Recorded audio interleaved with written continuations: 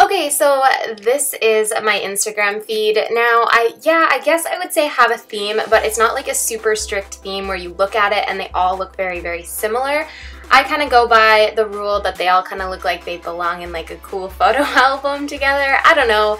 I try to pick similar colors, and obviously with seasons, when I do different things, like right now it's super pink, it has a lot of like lights and color in it, which normally, you know, I live in New York City, it's usually like concrete jungle, but like if I travel, I went home, so I'm not like a very strict person. Like I won't post something specifically because it won't fit, like I'll make it fit, because I like sharing a lot of my stuff with, or my life with you guys, but it definitely is white, bright, very clean, and yeah, so now I'm going to show you guys what I use. So starting off with the apps, the main ones I use are VSCO, whatever, FaceTune, Darkroom, UNUM, and Snapseed. So starting off with VSCO, this one I think everybody is familiar with. It's just kind of like the go-to editing app. So once I have picked out the photos that I want to import, which by the way, I'm importing the ones that I've taken off of just my iPhone. I will show you guys how I edit Pat's photos, which is very minimum. So I wanted to show you guys when I take photos off an iPhone, what I do. So I bring them in and I pick out my filters. So my favorite ones are A6, HB1 and HB2, and then also S2.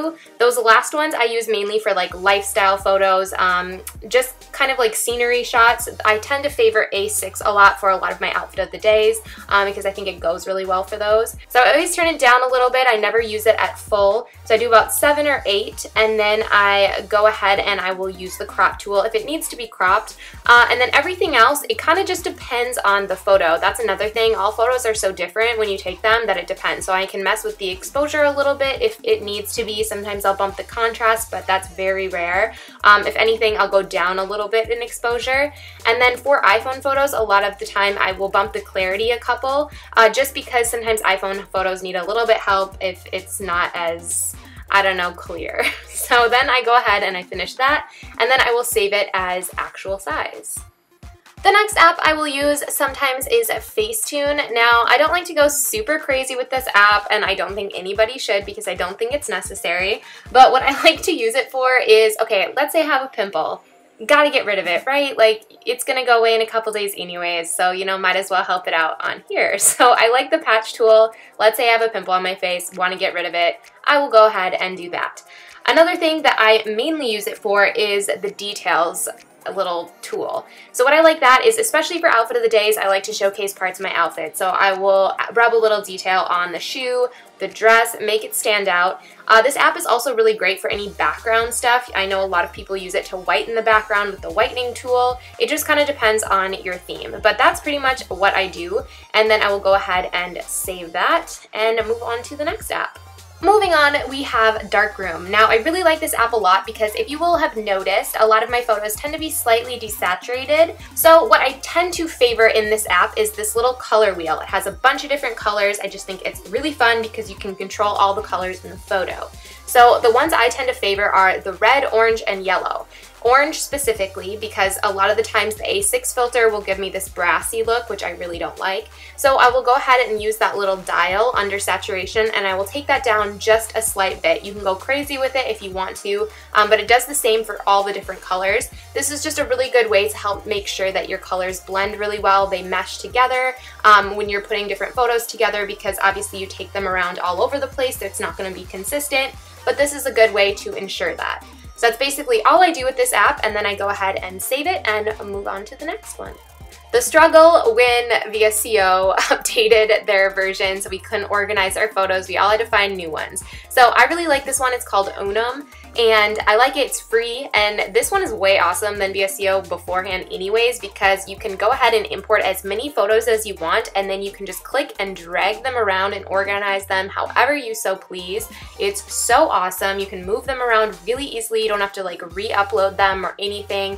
You can swap them out, you can move them around, and then the ones that are already imported to your Instagram or that are up already have a little emblem at the bottom of an Instagram symbol, so you can kind of see which ones ones are already up, and it makes it really easy for you to kind of organize it and get really creative if you want to. Now I'm going to show you guys Snapseed, which I recently discovered and I absolutely love it. So I'm going to show you one that I actually didn't do. This one's already up on my Instagram for this, but it's an example photo of what I would use it for. So quickly editing this A6 filter, cropped it, pretty much left it as is, open up in Darkroom and then turn down the orange a little bit, and then I will open it in Snapseed. So for this app, I recently discovered it and it's super cool. My favorite thing to use is the brush tool. And what's awesome about it is you can click exposure, temperature. For me, you know me and my saturation, gotta bump it down. So I clicked the saturation, went down -10.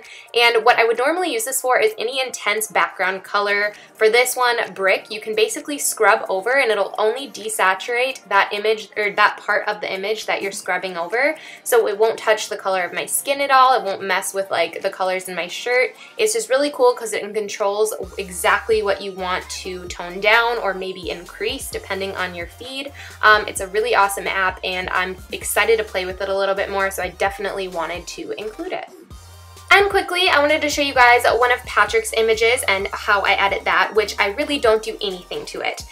When working with a photographer, you really don't want to mess with it too much because they work so hard editing it on really good software on their computer that to throw a bunch of filters on it would, I don't know, kind of be annoying to them. So if anything, I will fit it to crop Instagram, maybe do like a +2, +3 on a filter that I like to make sure that it blends with my feed nicely, but that's pretty much it. You guys know I work with Patrick all the time, so he knows what type of photos I like anyways, but just a rule of thumb with working with a photographer, you don't want to throw a bunch of filters over somebody's work. So a lot of you guys were commenting asking what I do for that, and that's mainly him, so I definitely wanted to give a shout out because I definitely don't edit those on my phone. He does a lot of that work himself.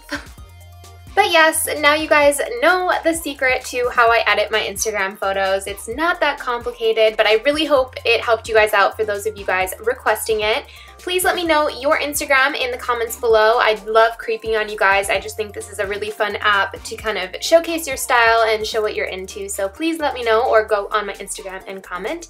But thank you again for watching, and I will see you guys in my next video. Bye!